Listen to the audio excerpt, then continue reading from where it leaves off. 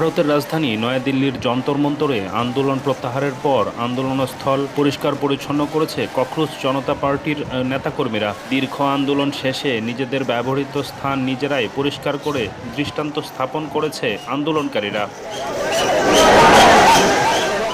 কেন্দ্রীয় শিক্ষামন্ত্রী ধর্মেন্দ্র প্রধানের পদত্যাগ ও আন্দোলনকারীদের বিভিন্ন দাবি মেনে নেওয়ার বিষয়ে কেন্দ্রীয় সরকারের আশ্বাসের পর আনুষ্ঠানিকভাবে আন্দোলন প্রত্যাহারের ঘোষণা দেয় সিজেপি। শনিবার তৃতীয় দফা বৈঠকে সরকারের প্রতিনিধি দলের সঙ্গে আলোচনা শেষে যৌথ সংবাদ সম্মেলনে আন্দোলন প্রত্যাহারের ঘোষণা দেন দলটির নেতারা। এ সময় উপস্থিত ছিলেন মন্ত্রী জেপি নাড্ডা, কেন্দ্রীয় প্রতিমন্ত্রী জিতেন্দ্র সিং, সিজিপির মুখপাত্র সৌরভ দাস এবং জাতীয় মুখপাত্র আশুতোষ রাঙ্কা উপস্থিত ছিলেন।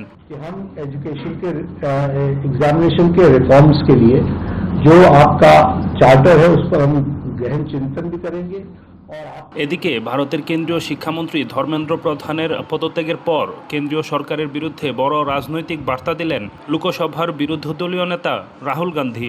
শনিবার সামাজিক যোগাযোগ মাধ্যম এক্সে দেওয়া এক পোস্টে রাহুল গান্ধী বলেন, ধর্মেন্দ্র প্রধানের পদত্যাগ দেশের শিক্ষা ব্যবস্থাকে ঢেলে সাজানোর পথে বড় একটি পদক্ষেপ। একই সঙ্গে তিনি দেশ জুড়ে আন্দোলনে অংশ নেওয়া শিক্ষার্থীদের অভিনন্দন জানান।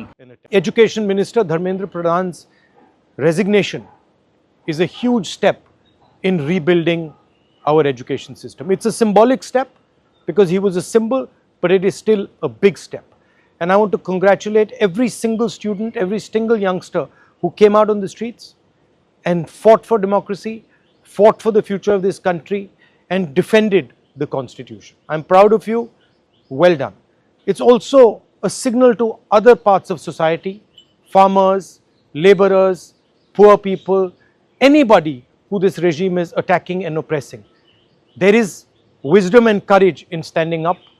Daro mat, let's get rid of this regime that is attacking India, destroying our constitution, capturing all our institutions.